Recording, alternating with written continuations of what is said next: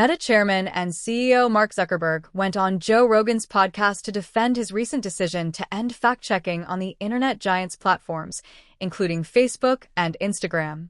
"I've been working on this for a long time, so, you've got to do what you think is right," Zuckerberg said on Friday's episode of The Joe Rogan Experience.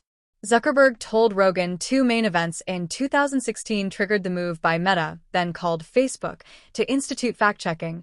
Donald Trump's election as U.S. president and Brexit in the UK, I think that those were basically these two events where, for the first time, we just faced this massive institutional pressure to basically start censoring content on ideological grounds, Zuckerberg said.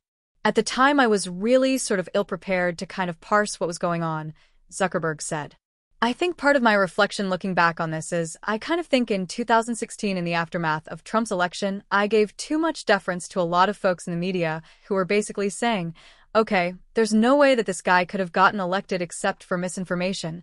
That started with the Russia collusion stuff, but it kind of morphed into different things over time," he added. "I took this and just kind of assumed that everyone was acting in good faith, and I said, okay, well, there are concerns about misinformation," Zuckerberg said. "If you ask people, no one says that they want misinformation, so maybe there's something that we should do to basically try to address this."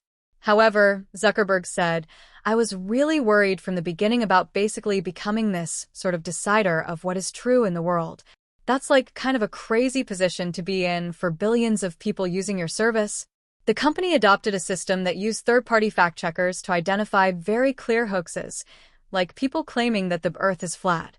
And it just sort of veered from there. "I think to some degree it's because some of the people whose job is to do fact-checking, a lot of their industry is focused on political fact-checking," Zuckerberg said. "So they just kind of veered in that direction." Meta's fact-checking program became something out of 1984, one of these books where it really is a slippery slope, Zuckerberg said. "And it just got to a point where it's just, okay, this is destroying so much trust, especially in the United States, to have this program. In the last few years," he said, "I really started coming to the conclusion that we were going to need to change something about that."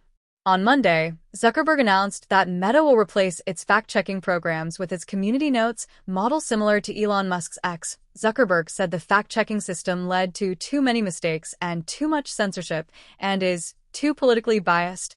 Zuckerberg's decision to end the Meta fact-checking initiative comes just weeks before Trump is set to be sworn in for a second term as U.S. president. Meta appointed UFC CEO Dana White, a close Trump friend, to its board, and the company is donating $1 million to Trump's inaugural fund. On Rogan's show, Zuckerberg said the COVID pandemic outbreak in 2020 also was very tricky. At the beginning, it was a legitimate public health crisis, so it kind of seemed like, okay, we should give a little bit of deference to the government and the health authorities on how we should play this, he said. But, he said, the Biden administration pushed us super hard to take down things that honestly were true about COVID vaccines. They basically pushed us and said, anything that says that vaccines might have side effects you basically need to take down, and I was just like, well, we're not going to do that, according to Zuckerberg.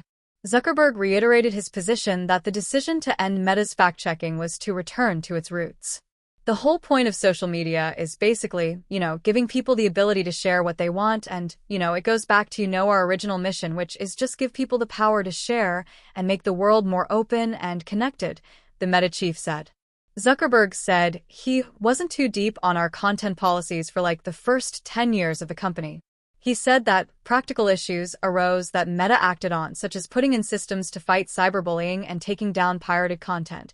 But it was really in the last 10 years that people started pushing for, ideological-based censorship,